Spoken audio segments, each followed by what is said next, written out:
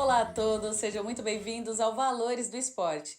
Hoje a gente vai iniciar o especial Copa do Mundo Feminina. Então aqui com a gente, o professor Sérgio Cunha, que fala de futebol, é professor da área do futebol e vai participar desse programa com a gente, né? De todo o especial, né, professor? Tudo bem? Tudo bem, Magali? Muito obrigado pelo esse convite novamente. Estou muito feliz de estar aqui para falar sobre a Copa do Mundo de futebol feminino e agradeço novamente a oportunidade.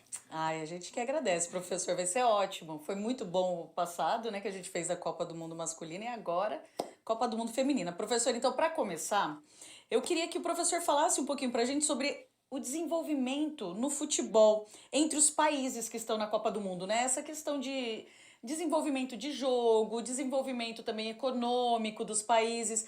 Como a gente pode pensar numa vantagem ou numa desvantagem de algumas seleções dentro do desenvolvimento econômico, mas também desse desenvolvimento do esporte?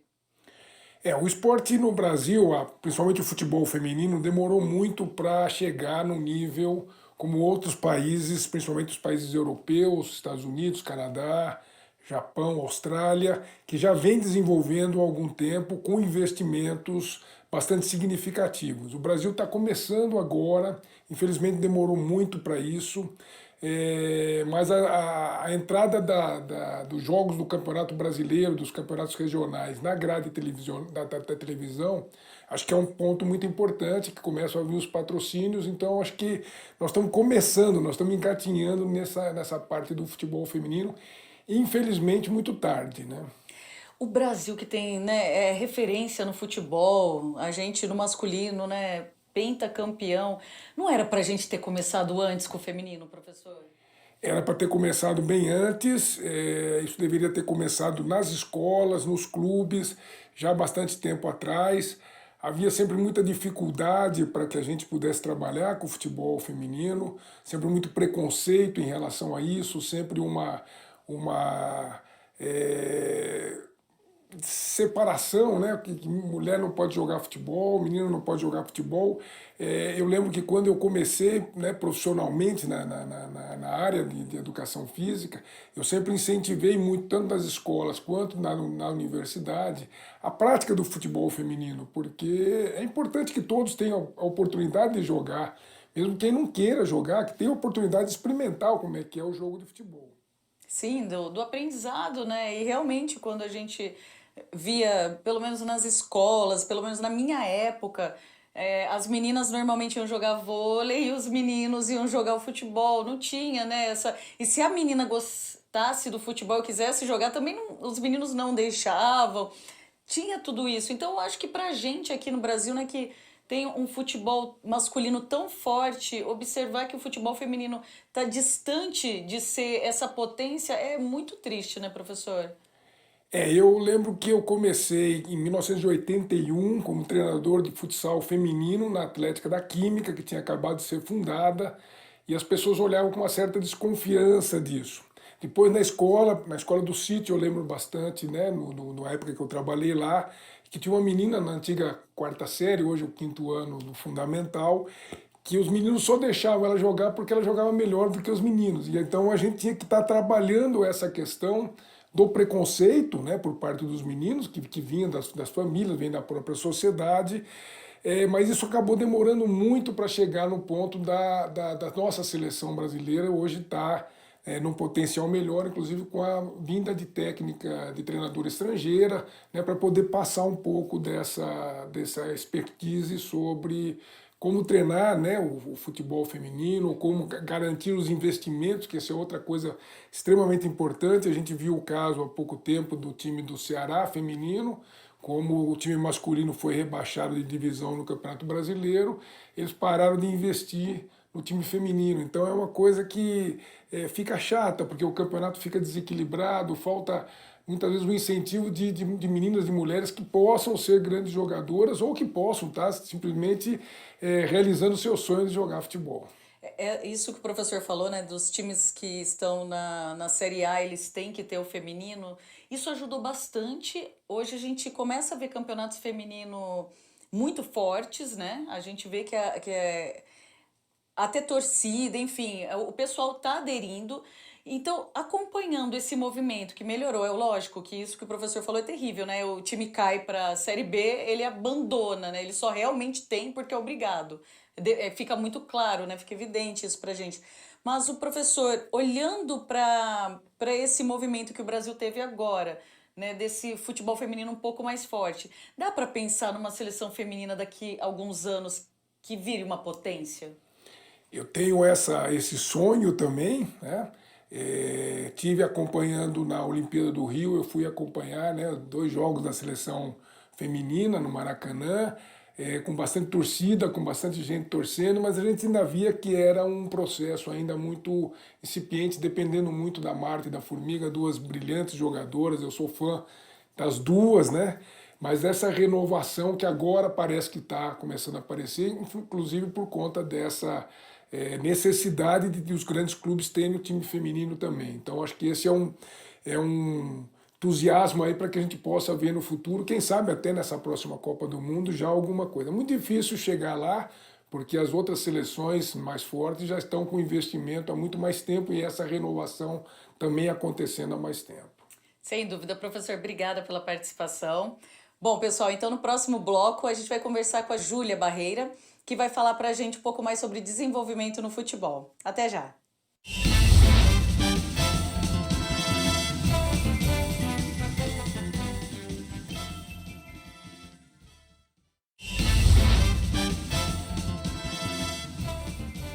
Estamos de volta com Valores do Esporte e agora vamos conversar com a Júlia Barreira. Tudo bem, Júlia? Tudo bem, sim, é uma felicidade estar aqui com vocês, principalmente falando sobre esse tema que me interessa tanto, que é o futebol feminino, e ainda mais sobre um evento que está para acontecer, a gente já está aí nos aquecimentos, que é a Copa do Mundo, que acontece agora dia 23 na Nova Zelândia e na Austrália. Júlia, para começar, eu gostaria que você contasse um pouco para a gente da sua história com o futebol.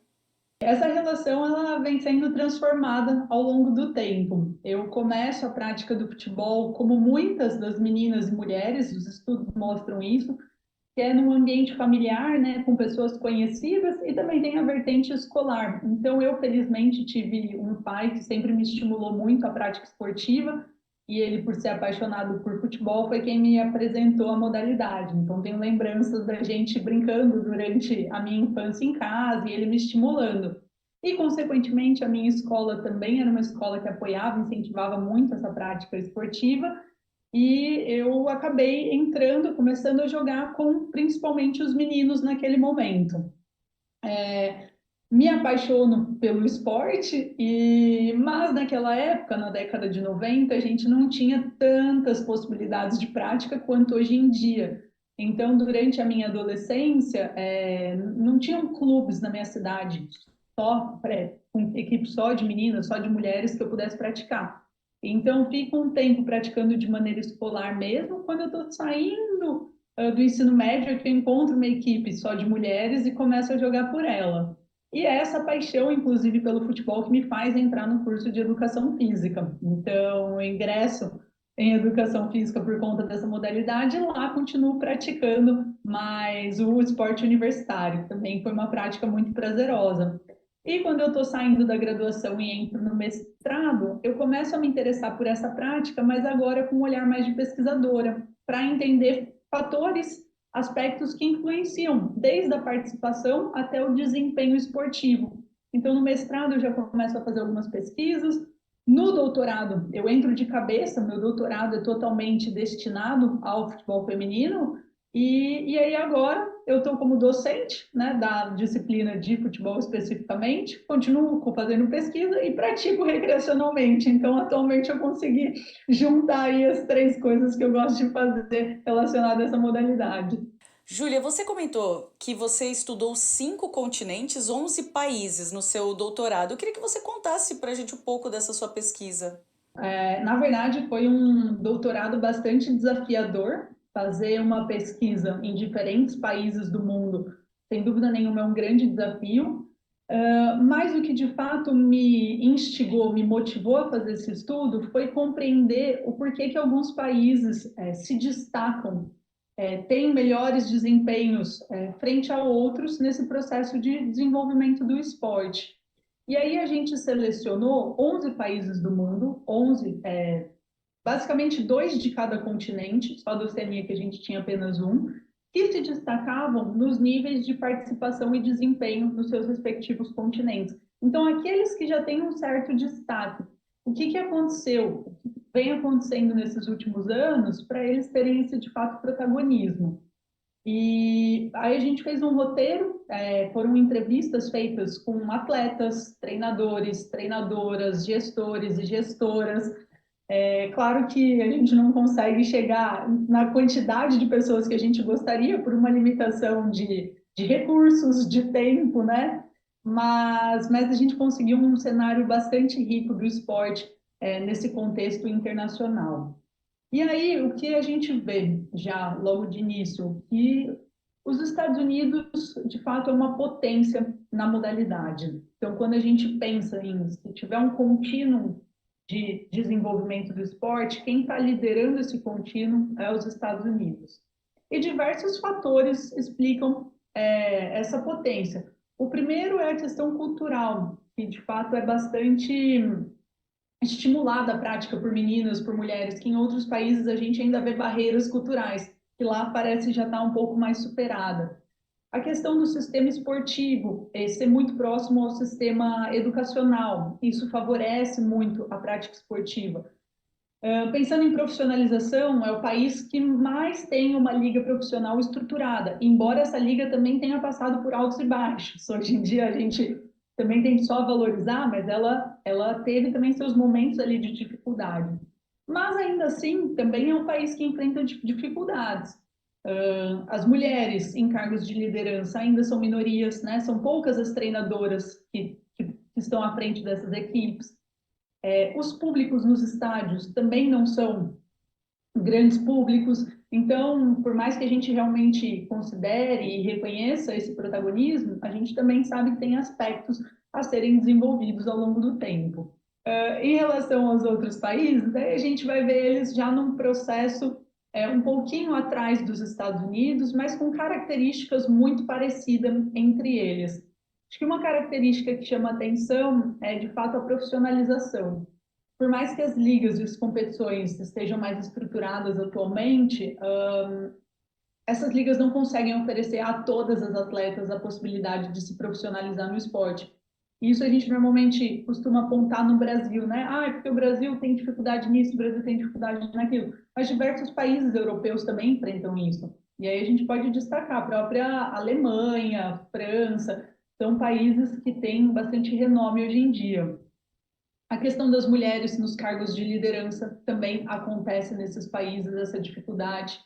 E também a própria questão cultural, que ainda não foi incorporado ali dentro dos países, como isso já tem acontecido nos Estados Unidos. Então, de maneira geral, é difícil reduzir uma tese aqui em 5 minutos, mas se eu tivesse que destacar os principais achados, eu chamaria atenção para esses pontos. Você percebe que existe alguma diferença na relação econômica entre países subdesenvolvidos e desenvolvidos no futebol? Na verdade, os países que a gente selecionou tinham características muito parecidas em relação ao futebol feminino, mesmo que economicamente eles fossem mais distantes. Eu vou citar alguns aqui. Então, a gente teve Brasil, teve Alemanha, teve Noruega, tiveram outros países que têm uma diferença econômica, mas quando a gente olha para o futebol feminino, os aspectos ali que promovem o desenvolvimento da modalidade ainda são muito parecidos, porque essa carga cultural é muito comum entre todos eles. E comparando esse desenvolvimento, dá para você saber aí falar para a gente quais são as seleções que têm mais chance de levar a taça para casa? Essa é uma pergunta capciosa, né? Mas a gente pode arriscar alguns palpites. Se eu tivesse, né? Se você me perguntasse, olha, você tem 10 fichas e você tem que apostar no meio numa seleção que vai ser a campeã. Eu sou uma pessoa que vai muito na segurança, então, pela questão da segurança, eu não arrisco muito. Eu iria certamente nos Estados Unidos, por diversos fatores, né? Pela questão da estrutura que é fornecida às meninas e mulheres, por conta da liga, pelo nível de profissionalização, investimento, E isso se traduz nas conquistas recentes também desse país. É o país que lidera o ranking da FIFA, é o país que ganhou a última Copa do Mundo, tem 4 vitórias em Copa do Mundo. Então, numa aposta mais segura, eu iria para os Estados Unidos. Mas tem uma série de seleções que eu acho que vão ser muito competitivas, que podem ganhar, e se não chegar ali na primeira colocação, vão dar muito trabalho para essa potência. Entre elas, eu acho que eu destacaria a Alemanha, que tem feito um trabalho incrível, a Inglaterra, o Canadá, que ganhou os últimos Jogos Olímpicos no futebol feminino. A França era uma superpotência, mas recentemente teve uma troca de treinador. Algumas atletas saíram da equipe, então acho que veio um pouquinho aí desfalcada nesse sentido.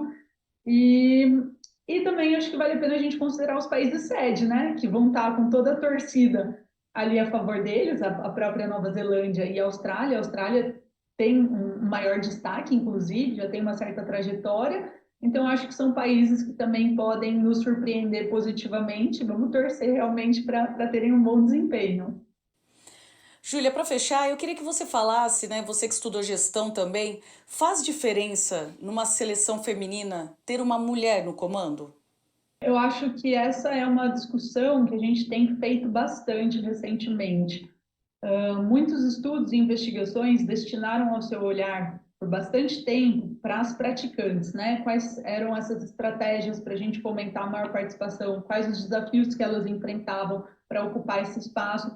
E são estudos extremamente ricos, forneceram para a gente um conhecimento assim imenso. Mas hoje tem uma nova onda da literatura científica que tem destinado seu olhar especificamente às mulheres em cargos de liderança no esporte. E aí acho que a gente pode destacar os cargos de gestão dentro dos clubes, os cargos de gestão dentro das confederações, os cargos de treinadora e outros cargos de comissão técnica. E há um consenso de que quanto mais mulheres estiverem ocupando esses cargos, maior, mais potencializado vai ser o desenvolvimento da modalidade.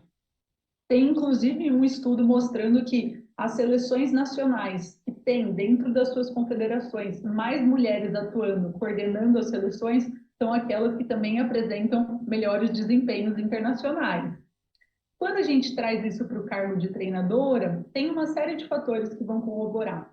Primeiro que normalmente as treinadoras já tiveram experiências como atletas, e tem questões culturais que elas podem levar em consideração ali, que alguns homens, por não terem vivido isso ao longo da vida, acabam desconsiderando. Esse é um ponto. Segundo ponto é a questão da referência.